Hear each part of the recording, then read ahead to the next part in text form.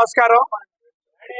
ఈ మధ్యకాలంలో కొంతకాలంగా రాజమండ్రి సౌన్నత సంఘం నుంచి జరుగుతున్న ఈ సమస్యలన్నిటికీ ఒక పరిష్కారం వచ్చే వరకు కూడా ఈ మీడియా సమావేశాలు యూట్యూబ్లో మాట్లాడడం జరుగుతుందని చెప్తూ, మొన్న ఎవరైతే ఈ ఫేక్ సంఘం నడుపుతూ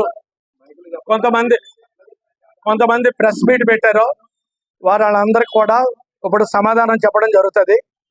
2015లో నాకు ఎలక్షన్ జరిగినప్పుడు నాకు కొంతమంది సపోర్ట్ చేసే వాళ్ళు నెగ్గామంటున్నారు. నాకు వర్తకులందరూ సపోర్ట్ చేశారు. కొంతమంది పేర్లు చెప్పడం జరిగింది, శంకర్రావు గారని, అలాంటి వాళ్ళందరూ కూడా సపోర్ట్ చేశారని. నాకు నా అంతటిగా నేనే తిరిగి నా వర్తకుల్ని నేను ఓటు అడగడం జరిగింది. ఆ రోజుల్లో మా గురించి 1 shot 2 birds అనుకొని నన్ను కాంతాపాటిల్కి వైరం తీసుకొచ్చి ఆ సంఘానికి ఎలక్షన్ తీసుకురావడం జరిగింది. దాని మీద విజయం నేనే సాధించాను. విజయం సాధించిన తర్వాత 2016లో సౌర సంఘానికి రిజిస్టర్ చేయించుకోవడం జరిగింది. ఈ రిజిస్టర్ చేసిన తర్వాత మొత్తం మా కమిటీ అంతా కూడా ప్రతి 2 సంవత్సరాలకు ఒకసారి వేసుకోవడం జరుగుతుంది. ఈ మధ్యన ఈ ఫేక్ సంఘం పేరు చెప్పుకుంటూ అడబారి అనేవాడు చాలా డబ్బులు వసూలు చేయడం జరిగింది. డబ్బులు వసూలు చేస్తూ ఇల్లీగల్ యాక్టివిటీ చేస్తూ సంఘానికి ఖర్చులు సమాధానం చెప్పకుండా ఇలాంటి వ్యవహారాలు చేస్తాం. దాని మీద మేము ధ్వజమెత్తడం స్టార్ట్ చేసాం. అది సంఘం కూడా 92 సంవత్సరాలు అయ్యింది. 92 సంవత్సరాల్లో ఈయన అప్పుడు పుట్టి ఉంటాడు అంటున్నారు. మరి ఆయన భూమి ముందు పుట్టి ఉంటాడు. 92 సంవత్సరాల్లో ఎవడు పుడతాడు? నేను పుట్టింది 65లో పుట్టాను. నేను వచ్చేటప్పటికి అసలు ఇతను ఎక్కడ ఉన్నాడు అన్నది కూడా తెలుసుకోవాలి ఈ సంఘంలోకి నేను వచ్చేటప్పటికి. అలాగే మేము 3 తరాల నుంచి మా పెద్దనాన్న గారు కానీ, మా అన్నయ్య గారు వరబాబు గారు కానీ, నేను కానీ ప్రెసిడెంట్గా చేస్తూ, వైస్ ప్రెసిడెంట్గా చేస్తూ, జిల్లాలో చేస్తూ, ఇప్పుడు రాష్ట్రంలో వైస్ ప్రెసిడెంట్గా వరబాబు గారు చేస్తున్నారు.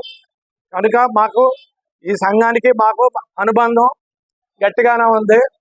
కానీ ఈ మధ్యన మొన్న సంఘం గురించి ఏం చెప్పాడంటే, ఆయన ప్రెసిడెంట్గా ఉంటూ ఆయన సంఘం జమా ఖర్చులు చెప్పట్లేదు, జమా ఖర్చులు చెప్పకుండా బయలాలు కూడా ఆయన దగ్గర పెట్టుకున్నాడని చెప్పడం జరిగింది. సంఘం బయలాలు సెక్రటరీ దగ్గర ఉంటాయి, ప్రెసిడెంట్ పనిచేస్తాడు, ట్రెజరర్ దగ్గర డబ్బు ఉంటుంది. అదే కంటిన్యూ అవుతుంది ప్రతిసారి కూడా. ప్రెసిడెంట్ దగ్గర డబ్బు ఉండదు, అది తెలుసుకోమని చెప్పాలండి. డబ్బు ట్రెజరర్ దగ్గర ఉంటుంది. ప్రెసిడెంట్ అన్నవాడు పని చేయడానికే, సెక్రటరీ అకౌంట్లు చూసుకుంటాడు, జరిగినవన్నీ చూసుకొని లావాదేవీలన్నీ కూడా ట్రెజరర్కి అప్పచెప్పడం జరుగుతుంది. ఈ సంఘం సొమ్ము ప్రెసిడెంట్ ఉంటుందని గుర్తుపెట్టుకోవాలి. అలాగే ఈ ప్రభాకర్ గారు చెప్తూ 2 సంఘాలని చెప్పడం జరిగింది. 2 సంఘాలు కాదండి, సువర్ణ వర్తక సంఘమే. సువర్ణ వర్తక సంఘం ద్వారా నడబడుతుంది కళ్యాణ మండపం. ఆయన ఏం చెప్పారంటే సోమరత్న సంఘం, సోమరత్న కళ్యాణ మండపం సంఘం 2 సంఘాలు ఉంటాయంటారు. కాదండి, సోమరత్న సంఘానికి ప్రెసిడెంట్, సెక్రటరీ కొంతమందిని ఎంగేజ్ చేసిన తర్వాత ఇంకా కొంతమంది పెద్దలు, ఈ ఆశావాహులు వీళ్ళంతా కూడా వంటతోటి ఏం చేస్తారంటే దానికి కూడా ఒక కమిటీ కింద ఏర్పాటు చేసి దాని బాగోగులు చూసుకుంటూ దానికి ఒక ట్రెజరర్ని పెట్టుకొని, దానికి ఒక ప్రెసిడెంట్ పెట్టుకొని, దానికి ఒక సెక్రటరీని పెట్టుకొని కంటిన్యూ చేస్తున్నారండి. అంతే తప్ప 2 సంఘాలు ఏం కాదండి. బయలా చూసి నేర్చుకోమనండి. బయలాలో అన్ని పొందుపరచడం జరిగింది. మేము చేసిన రిజిస్ట్రేషన్లో కూడా బయలాలో పొందుపరచడం జరిగింది. కాబట్టి దాన్ని చూసి మాట్లాడవలసిందిగా కోరుతున్నాను.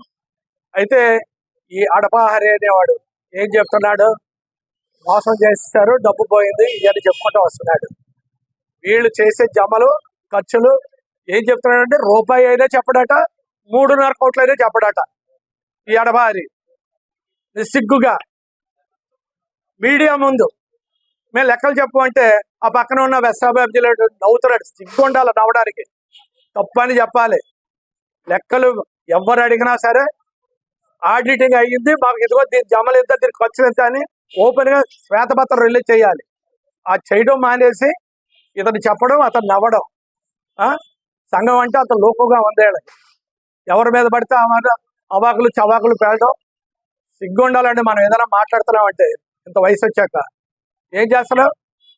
వైఎస్ఆర్ కాంగ్రెస్ పార్టీ అంటావు, భరతరాంతో తిరుగుతావు, తిరిగి టీడీపీకి నువ్వు సపోర్ట్ చేసుకుంటూ పోతావు. భరతరాం అనేసేపు భరతరాం పేరు చెప్పుకొని దందాలు చేసావు.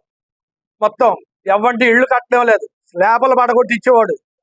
అయిపోయింది అక్కడికి. అది అయిపోగానే వాసు గారు వెంటనే వాసు గారి దగ్గరికి ఏ సత్యమ్మాబాబుతో పెట్టుకొని వెళ్ళిపోయారు.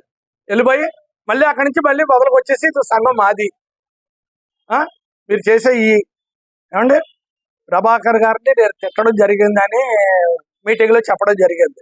ఒక రోజు నల్లమా సద్దులోంచి నేను నా కుర్రోడు ఇద్దరు కలిపి వస్తుండగా అక్కడ 15 మంది భూమికోడి చందాలు వసూలు చేస్తున్నారు. చందాలు వసూలు చేస్తున్న సమయంలో నేను వచ్చి ఏంటి ఇక్కడ అందరూ కూడా నుంచున్నారు దేనికని అడగడం క్వశ్చన్ చేశాను. నేను మీరు దేనికి వచ్చారని. చందాలు వసూలు చేస్తున్నారా అన్నాడు. చందాలు వసూలు చేయాలంటే లెగాలిటీ ఉండాలి కదరా మీకు అంటే, ప్రభాకర్ అనేవాడు నా ఫ్రెండ్ కదండి, చిన్ననాటి స్నేహితుడు. కాబట్టి యారా అంటే యారా అనుకుంటాం అలాగే మాట్లాడుకోవడం జరిగింది. జరిగితే చూపిస్తాను రా అన్నాడు. చూపించడం కదరా ఇప్పుడు లీగాలిటీ చూపించి వసూలు చేయని చెప్పా. ఏంటంటే నా దగ్గరికి వస్తే నా సంఘం నా లీగాలిటీ నేను చూపిస్తాను అని మామూలుగా మాట్లాడుకోవడం జరిగిందండి. మాట్లాడుకోవడం జరిగింది. అతను కూడా కొంచెం ఎందుకో కొంచెం ఇదయ్యాడు. అయ్యి నేను అలాగా ఇది ఎలాగా మీరు ఎలా చేస్తారో అలా చేస్తారో అని ఏదో అంటే, నువ్వు ఏది మాట్లాడినా లీగాలిటీ చూపించి మాట్లాడని చెప్పాను. 10 మంది వచ్చాడు. నాకు అందరూ కూడా తెలుసున్న వాళ్ళే. ఒక 2-3 మాకు ఏదన్నా ఎగ్నెస్ట్గా ఉంటే ఉండొచ్చు. కనవాళ్ళంతా కూడా ఎవరైనా సరే వ్యాపారస్తులే.